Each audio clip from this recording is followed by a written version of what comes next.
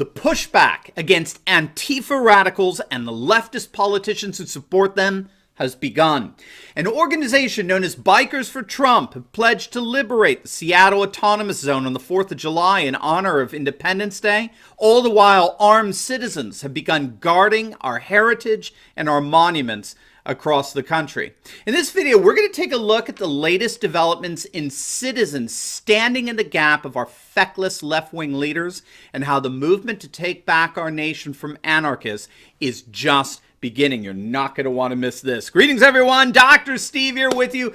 I certainly hope you're all doing well. I look forward to this time with you each and every day. If this is your first time with us and, you're just looking for some daily encouragement and optimism in the midst of all the nonsense spewed from our left-wing Marxist media, you've found your oasis in this channel. We analyze current events and analyze some super awesome conservative trends so you can live in the present in light of even better things to come. We help you to think better so you can feel better, all right? So if you haven't already done so, you know what to do. Make sure to smack that bell and subscribe button. It'll be an absolute privilege to have you as a regular part of this channel, where together each and every day we celebrate the inevitable collapse of left-wing globalism and the unstoppable rise of a new conservative age. And let me tease you a bit here. I am excited to let you know that we have a major announcement coming next week, so you're not going to want to miss it. But we have some huge changes that are coming to Turley Talks that you're going to absolutely love. So stay tuned. I'm going to tease you with that. Let's start with our video chat question of the day, shall we?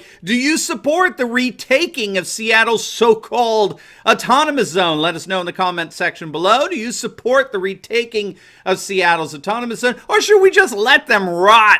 Like we talked about in yesterday's video, how these left-wing cities are just completely collapsing at this point. Let us know what you think in the comment section below, because we are going to look at the latest developments among citizens throughout our nation who are mobilizing not only to protect and defend our monuments and our heritage, but indeed to take back parts of our cities that cowardly left-wing politicians have abandoned. You're going to love this. But before we get into it all, let's give a huge shout out to the sponsor of this video, and that's Prepper's Peak new solar water heater. Now, Father's Day is approaching, and with all the lockdowns that we just witnessed, this solar water heater can turn out to be his best friend.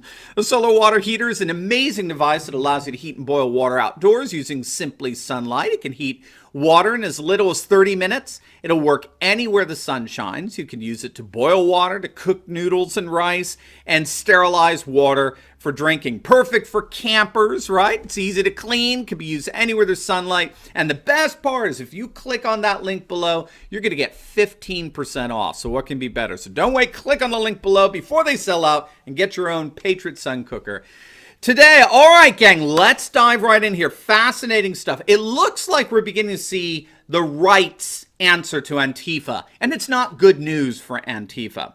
A group of self-proclaimed Bikers for Trump is pledging to retake Seattle's Capitol Hill Autonomous Zone on the 4th of July in honor of Independence Day. Now, I'm sure you're all aware by now, nauseatingly so, in the leftist cesspool known as the city of Seattle, Antifa-linked radicals took over 6 or 7 city blocks that the police department abandoned. And these radicals, they originally called it Chaz, or the Capitol Hill Autonomous Zone. I believe they just named it CHOP, the Capitol Hill Occupied Protest Zone. Would it be better if it were CHOP Z? Z for the zone. It has more of a rat feel, right?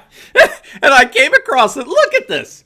You actually have the site Seattle PI lead with this article, How Chaz Became CHOP, Seattle's Police-Free Zone Explained. I mean, it's a freaking laughing stock, and these left-wing nuts in Seattle are literally parodies themselves explaining this. But nevertheless, you got this autonomous zone set up, and it centers around an abandoned police station. They're refusing to leave until their listed demands are met, which include Seattle banning the police force completely, as well as providing black doctors for black patients, right? You heard that right. Segregated hospitals, right? That's the fad among our university elite, where they're citing studies that minorities are more prone to COVID-19 because they're not as forthcoming with white doctors as they would be with non-white doctors. It's the latest in our descent into tribalism, brought to you by the American Marxist left. But again, I digress. So you've got this occupied territory known as Chop Z in Seattle, right? And it even comes with a warlord in charge. How's that? I mean, you literally can't make this stuff up. A guy by the name of Raparaz Simone and his armed crew are declaring themselves now the law and order of the area. That's why I think we should call it Chop Z.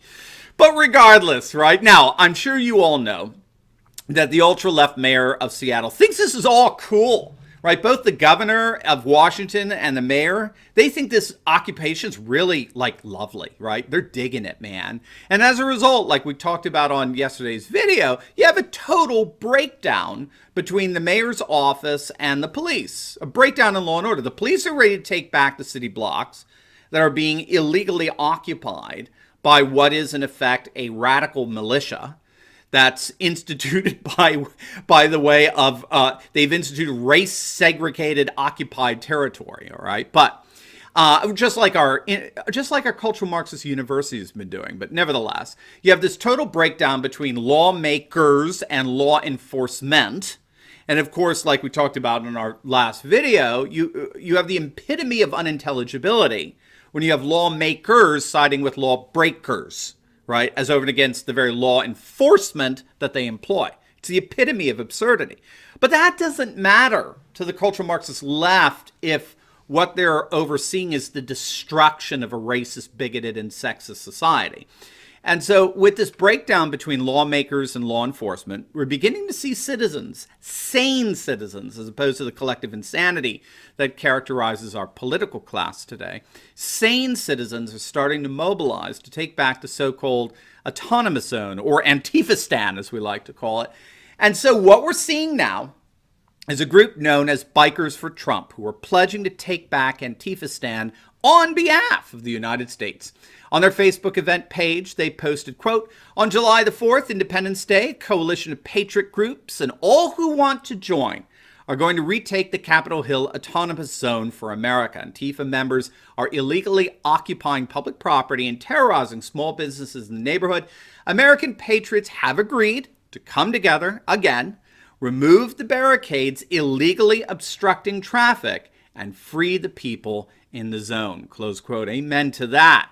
At this point, 1.7 thousand are committed to going. Another 15,000 are interested. And they make it clear that, they have no intention of engaging in any deliberate acts of violence, unlike the Antifa-stan thugs. They're not going to be breaking the law, unlike the Antifa-stan thugs. They're simply going to show up in mass numbers and begin the process of removing the barriers that were set up by these Antifa-stan thugs. They're going to dismantle the barriers, and then they're going to return the police station over to the Seattle Police Department. And there's really nothing these Antifa-stan thugs can do about it. Again, this is scheduled for July 4th in correspondence with Independence Day. And this may be all that needs to happen in order for Trump to act decisively. Trump has, in fact, said that if this mayor does not end this occupation once and for all, then he will. And what we can see play out here is that these Bikers for Trump, and by the way, you don't have to be a biker to join. Anyone who's interested in just restoring law and order is invited. But we could see these Bikers for Trump showing up. And if there's even the slightest bit of a skirmish, then that's it. I think Trump and the feds will move in. The whole situation is, would at that point have gotten out of hand. And it's gotten out of hand precisely because these left-wing loons, these cultural Marxist morons, these so-called lawmakers have refused to actually enforce the law. Now, while all this is going on, another fascinating development is happening. And that's a number of armed citizens gathering together and protecting monuments across the nation. For example, in Kentucky, in the city of Brandenburg, a group of armed citizens surrounded a Confederate statue after they heard that Black Lives Matter mob was expected to gather around it and deface or destroy it. And in Philadelphia, a group of armed men gathered around a statue of Christopher Columbus in South Philly, gathered to keep it safe from vandalism from BLM and Antifa activists. And again, God bless these people. You see, this is what we're seeing emerge through all this. I think it's very important. As left-wing mayors and governors cower before the warlords of cultural Marxism, as again, let this hit you, as lawmakers side with lawbreakers because they're cowards. As lawmakers turn their backs on law enforcement and side with the lawless, American citizens are standing in the gap. And I need to add, these are brave Americans. They are courageous Americans. Do not ever forget this. We as a nation were originally founded on the notion of virtue, particularly the classical concept of civic virtue. And virtue, classically speaking, involves cultivating a soul that loves what's truly lovely, desires what's truly desirable, and hence we're able to experience our highest human freedom and our highest human flourishing. And this is key, without the coercion of government. This is what civic virtue is all about. Civic virtue is about cultivating a sense of self-government, where we voluntarily pursue the public good without coercion from the government. So this is how we bring together law and liberty in this distinctive American experiment. And classically meaning when you go back to Athens and Rome and Jerusalem, right, the very foundations of our Western civilization, classically speaking, courage is the central virtue, right? You have what's called the four cardinal virtues, right? Wisdom, moderation, justice, and courage. And the notion here is that without courage, all the other virtues fall apart. Right? You have to have fortitude to want to be free, to want to cultivate and protect the public good. And without the fortitude and the courage to do that, all the other virtues collapse. So God bless these men who are protecting our heritage and our monuments. God bless these bikers for Trump, because they're ready not merely to celebrate liberty on July the 4th, they're ready to defend and protect it. And it's called virtue. Now, before you go, you will definitely want to check out my latest video. I just uploaded it on the left-wing collapse in our nation's cities. Police are resigning en masse across the country, and now truckers are refusing to deliver life-sustaining goods like food to liberal cities. It's a complete and total meltdown, and you're not going to want to miss it. So make sure to click on the link, and I will see you over there. God bless.